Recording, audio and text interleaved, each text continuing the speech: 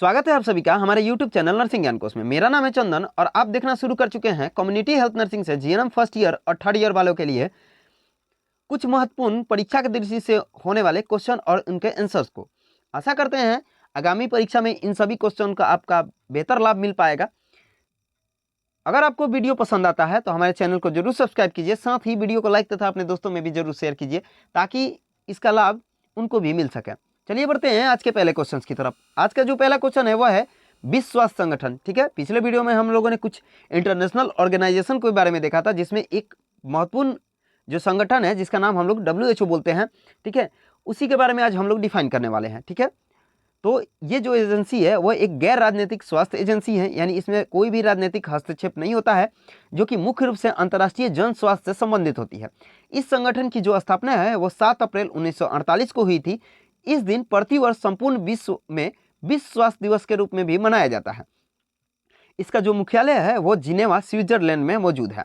ठीक है, यानी WHO की स्थापना 7 अप्रैल 1948 में होती है, जिसका मुख्यालय जिनेवा जो कि स्विट्जरलैंड में है वहाँ मौजूद है।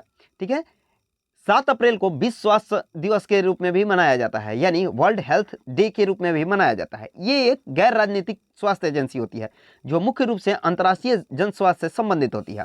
इसका full form world health organization होता है।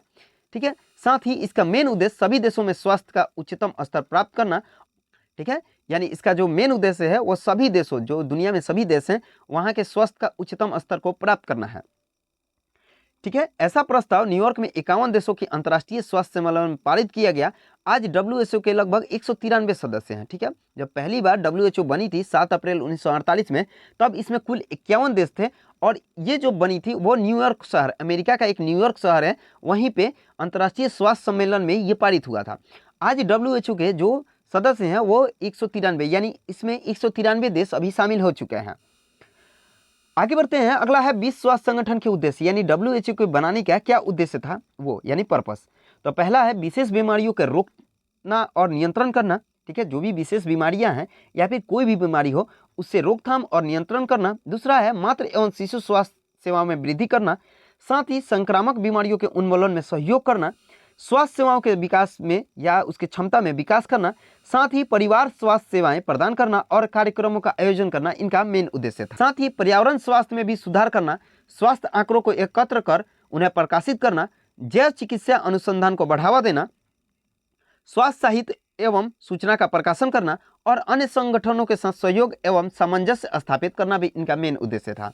ठीक है, तो जो WHO है जिसमें अभी तत्काल में 193 सदस्य हो चुके हैं या 193 देश शामिल हो चुके हैं, उसका मेन उद्देश्य बनाने का था विशेष बीमारियों से रोकथाम व नियंत्रण करना, मातृ एवं शिशु स्वास्थ्य सेवाओं में वृद्धि करना, संक्रामक बीमारियों के उन्मूलन में सहयोग करना और स्वास्थ्य सेवाओं की क्षमता में भी विकास करना इसका मेन उद्देश्य था।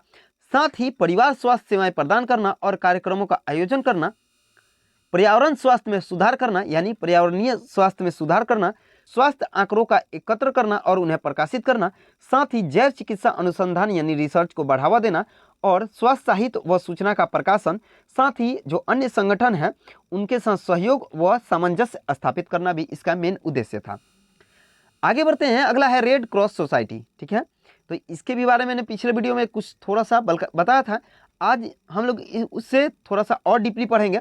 तो रेड क्रॉस जो सोसाइटी है वो भी एक WHO की तरह गैर राजनीतिक व गैर व्यावसायिक मानवतावादी संगठन है जो लोगों को शांति व युद्ध के दौरान सेवा प्रदान करने हेतु समर्पित होता है। ठीक है, यानी ये जो होती है रेड क्रॉस सोसाइटी वो एक गैर राजनीति, यानी इसमें राजनीतिक कोई भी हस्तक्षेप, साथ ही कोई भी व्यावसायिक हस्तक्षेप भी नहीं होता है। ये एक मानवतावादी यानी ह्यूमैनिटी वादी एक संगठन है जो लोगों को शांति व युद्ध के दौरान सेवा प्रदान करती है। इसकी स्थापना हेनरी ड्यूमंट स्विस नाम के व्यवसायी द्वारा 1864 में किया गया था, जिसका मुख्यालय अभी जिनेवा में स्थित है। ठीक है, जो कि WHO का भी मुख्यालय जिनेवा में है और वहीं रेड क्रॉस सोसाइटी का भी मुख्यालय है। रेड क्रॉस सोसाइटी का स्थापना हेनरी ड्यूमंट स्विस नाम करके व्यवसायी ने किया था 1864 में, जिसका उद्देश्य शांति और युद्ध के दौरान सेवा प्रदान करना है। ठीक है, आगे बढ़ते हैं। अगला है रेड क्रॉस सोसाइटी के कार्य। ठीक है, जैसा कि हमने WHO के कार्य को बताया या उद्देश्य को बताया, तो अभी है रेड क्रॉस सोसाइटी के क्या कार्य हैं। ठीक है। तो युद्ध व आपदा के समय सैनिकों व लोगों को सहायता प्रदान करना, जैसे कि मैंने ऊपर बताया कि ये शांति तथा युद्ध में सेवा प्रदान करते हैं, ठीक है। तो उसी पे युद्ध व आपदा के समय सैनिकों व लोगों को सहायता प्रदान करना, साथ ही आपातकालीन समय में राहत कार्य व सामान प्रदान करना, जैसे भूस्खलन या बाढ़ या किसी प्रकार का महामारी, तो उस समय ये रेड क्रॉस सोसाइटी जो है वो राहत कार्य व सामान प्रदान करती है। साथ ही प्राथमिक सहायता उपलब्ध कराना, मातृ एवं शिशु कल्याण सेवा उपलब्ध कराना, स्वास्थ्य शिक्षा प्रदान करना, स्वैच्छिक रक्तदान को प्रोत्साहित कर रक्त संग्रहण करना और बीमारियों की रोकथाम में मदद करना इनका मेन कार्य होता है, ठीक है। तो रेड क्रॉस सोसाइटी के जो कार्य हैं, पहला युद्ध व आपदा के समय सैनिकों व लोगों की सहायता करना, साथ ही आपातकालीन समय में राहत कार्य व सामान प्रदान करना, प्राथमिक सहायता उपलब्ध कराना, मातृ एवं शिशु कल्याण सेवा उपलब्ध कराना, स्वास्थ्य शिक्षा प्रदान करना, स्वैच्छिक रक्तदान को प्रोत्साहित करना व रक्त संग्रहण करना, साथ ही बीमारियों की रोकथाम में मदद करना इनका मेन कार्य होता है। अगला है यूनिसेफ, ठीक है। अगला है यूनिसेफ, जो कि एक चाइल्ड पे आधारित एक स्वास्थ्य सेवाओं का क्रियान्वयन करते हैं, जिसका फुल फॉर्म होता है United nation international child emergency fund, ठीक है। यूनिसेफ का जो फुल फॉर्म होता है वो होता है United Nations international child emergency fund, जिसकी स्थापना संयुक्त राष्ट्र संघ द्वारा 1946 में किया गया था, जिसका मेन उद्देश्य बच्चों के पुनर्वास पर मंथन करना है। साथ ही इनका और भी मेन उद्देश्य है, जैसे बच्चों पे आधारित ये स्वास्थ्य सेवाओं का क्रियान्वयन करते हैं और बच्चों पे आधारित ये सभी जो स्वास्थ्य सेवाएं हैं उनको प्रदान करते हैं, ठीक है। इनका स्थापना 1946 में होता है, जिसका फुल फॉर्म होता है United nation international child emergency fund, ठीक है। इसका जो मुख्यालय है वो अमेरिका के न्यूयॉर्क में है। अभी तत्काल में यूनिसेफ के 30 सदस्य कार्यरत हैं। ये खासकर बच्चों पर आधारित स्वास्थ्य सेवाओं का क्रियान्वयन करते हैं, ठीक है। 1953 से पहले इनका नाम इमरजेंसी फंक्शन था, जिसको बाद में यूएन चिल्ड्रंस फंड कर दिया गया और बाद में इसका नाम बदल कर यूनिसेफ कर दिया गया, ठीक है। भारत में इसका जो क्षेत्रीय मुख्यालय है वो नई दिल्ली में है और इसके जो सदस्य हैं वो अफगानिस्तान, श्रीलंका, भारत, मंगोलिया, नेपाल, मालदीव हैं, ठीक है। यानी भारत में जो क्षेत्रीय मुख्यालय है यूनिसेफ का, उसमें अफगानिस्तान, श्रीलंका, भारत, मंगोलिया, नेपाल, मालदीव आते हैं। साथ ही जो ओवरऑल है यूनिसेफ का मुख्यालय वो न्यूयॉर्क में है और इसके अभी 30 अस्थायी सदस्य शामिल हैं। इसकी स्थापना 1946 में होती है। इसका पुराना नाम इमरजेंसी फंक्शन था, बाद में इसे यूनियन चिल्ड्रन कर दिया गया 1953 में, लेकिन बाद में इसका नाम बदल के और यूनिसेफ रखा गया। आगे बढ़ते हैं, अगला है यूनिसेफ के कार्य, ठीक है। जो यूनिसेफ के कार्य हैं उसको हम लोग अब देखने वाले हैं। तो पहला शिशु स्वास्थ्य के लिए कार्य करना, जैसे कि मैंने ऊपर बताया कि ये शिशु से संबंधित जो भी स्वास्थ्य कार्यक्रम है उसका क्रियान्वयन करते हैं, जिसमें टीकाकरण, परिवार कल्याण, स्वास्थ्य सुविधाएं ये सब प्रदान करना, साथ ही विटामिन ए देना, कुपोषण रोकना, आयरन की गोली देना, स्कूली शिक्षा उपलब्ध कराना, ये सभी इनका प्रमुख कार्य होता है।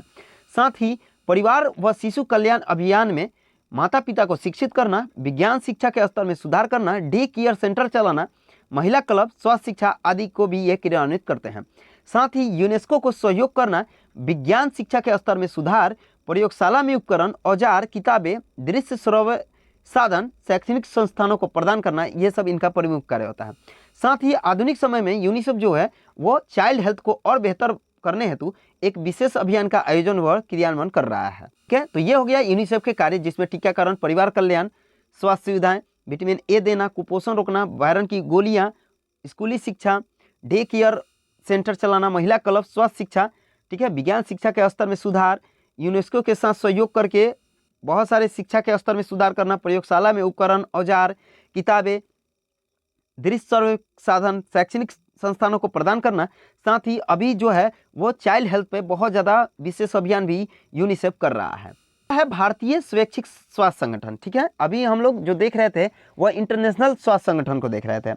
अभी का क्वेश्चन है भारतीय स्वैच्छिक स्वास्थ्य संगठन, ठीक है, यानी इंडियन वॉलंटरी हेल्थ एजेंसी जो होती हैं उसी को।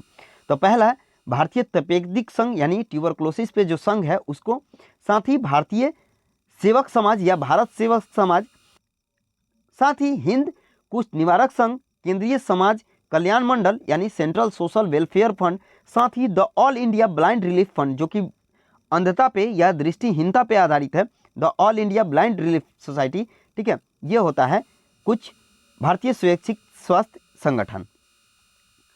आगे बढ़ते हैं, जो पहला है भारतीय तपेदिक संघ, जो कि भारतीय जो वॉलंटरी एजेंसियां होती हैं उसमें प्रमुख आता है भारतीय तपेदिक संघ, जिसकी स्थापना 23 फरवरी 1939 में हुई थी। ये एक स्वैच्छिक स्वास्थ्य एजेंसी होती है जो ट्यूबरक्लोसिस पे कार्यरत होती है। इसकी बहुत सी शाखाएं हैं जो भारत के अनेक राज्यों में कार्यरत हैं।